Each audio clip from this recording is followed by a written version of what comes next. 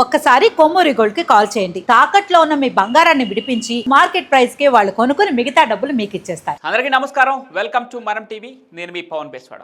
మనతో పాటు అందుబాటులో ఉన్నారు జాతీయ విశ్లేషకులు పెంటపాటి పుల్లారావు గారు. సార్ నమస్కారం. సార్ నమస్కారం. సార్, ఇక్కడ 1971లో భారత సైన్యం పోరాటం వల్ల ఏర్పడినటువంటి ఒక తూర్పు పాకిస్తాన్ ఈరోజు బంగ్లాదేశ్కు పిలువబడుతుంది.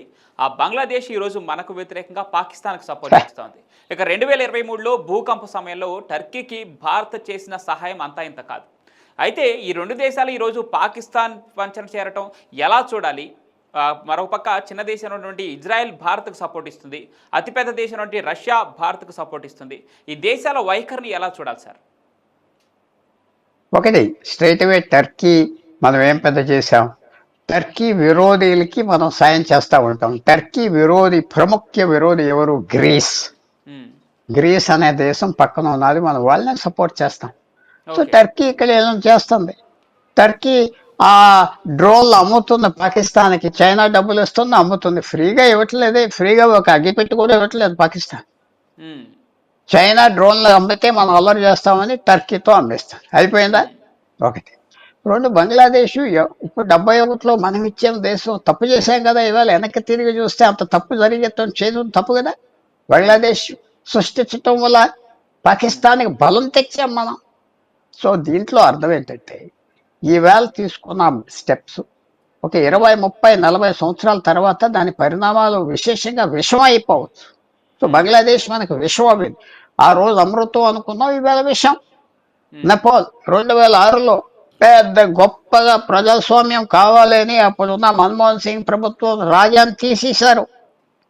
అప్పటి నుంచి నేపాల్లో 15 ప్రధానమంత్రులు, 15 ప్రభుత్వాలు ఉండి పడిపోయిన 15 మంది చైనాని సపోర్ట్ చేశారు, పాకిస్తాన్ సపోర్ట్ చేశారు, మనం చేయలేదు. సో 2006లో ఆ రాజాన్ని ఎందుకు తీసాం? ఎవరు తీయమన్నాడు నిన్ను?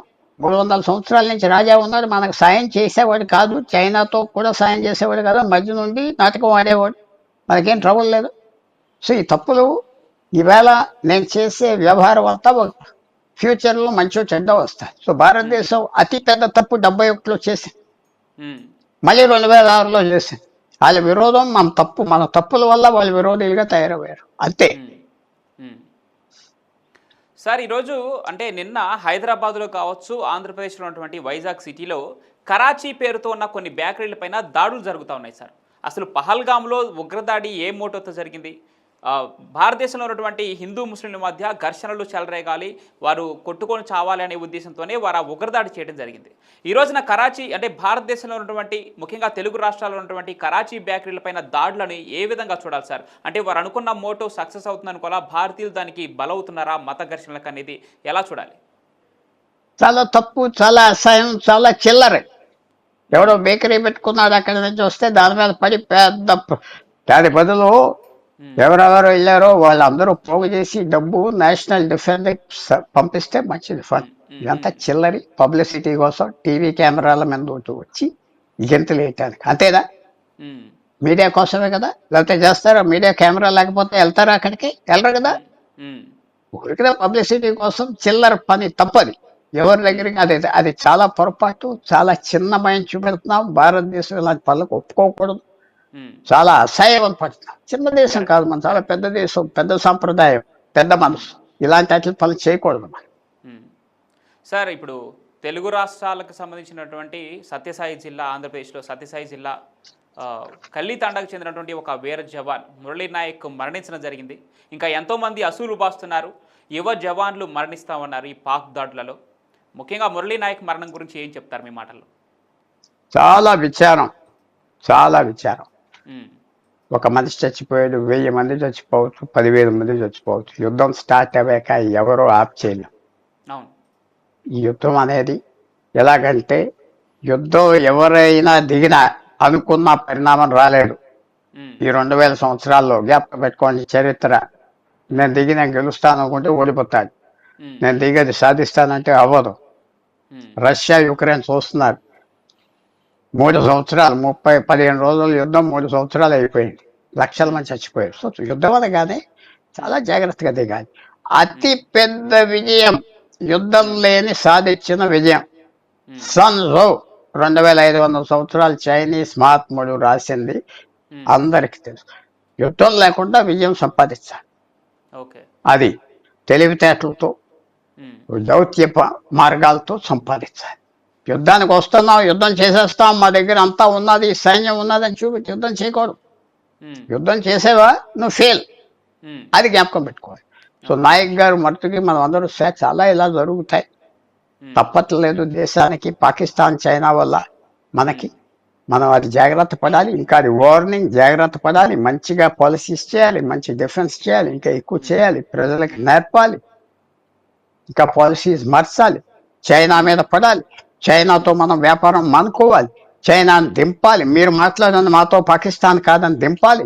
మీరే వచ్చి మాట్లాడాలి మాతో పాకిస్తాన్ కాదు, మీరు వాళ్ళ యజమాని అని చెప్పాలి. అప్పటి వరకు అది ఎందుకు చేయలేదో నాకు తెలియదు. Correct sir. ఫైనల్గా ఒక చిన్న ప్రశ్న సార్. ఇప్పుడు షహబాజ్ షరీఫ్ ఏమో ఇండియా పైన మేం గెలిచాం, భారత్ వెనకడుగు వేసిందని ఆయన చెప్తా ఉన్నారు. ఇక్కడ ప్రధానమంత్రి నరేంద్ర మోడీ ఏమో పాకిస్తాన్కు ఆస్తి నష్టం కలిగించాం, ఆర్థికంగా దెబ్బతీసాం, ప్రతి దశలోనూ పాకిస్తాన్ ఓడించామని చెప్పేసి నరేంద్ర మోడీ గారు చెప్తున్నారు. ఇకపోతే ఈరోజు శాంతి చర్చల ఒప్పందం తర్వాతైనా పాక్ వక్రబుద్ధి మారే అవకాశం ఉందా, లేదంటే యుద్ధం తథ్యమా? వస్తే ఏంటి పరిస్థితి? పాకిస్తాన్ మారే పరిస్థితి లేదు.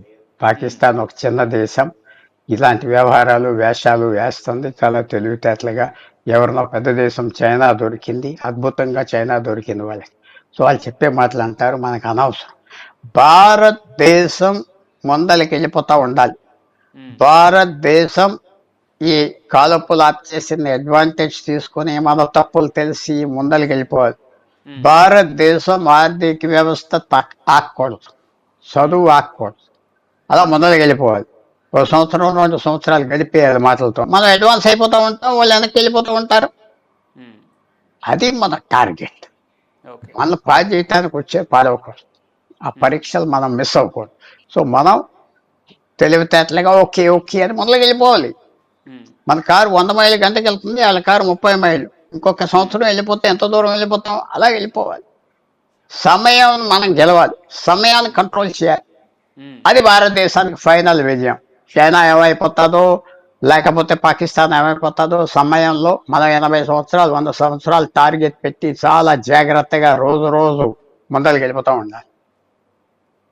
వాళ్ళ సంగతి వాళ్ళ దారిలో పడిపోతారు, అది జ్ఞాపకం పెట్టుకోవాలి. సో భారతదేశం లోకుగా తీసుకోకూడదు, యుద్ధం అంటే లైట్గా తీసుకోకూడదు. యుద్ధం అంటే చాలా డేంజరస్. వార్ లేకుండా విజయం సాధించాలి, అది గొప్ప. అంతే. Right sir, thank you so much for your valuable time. Thank you so much sir.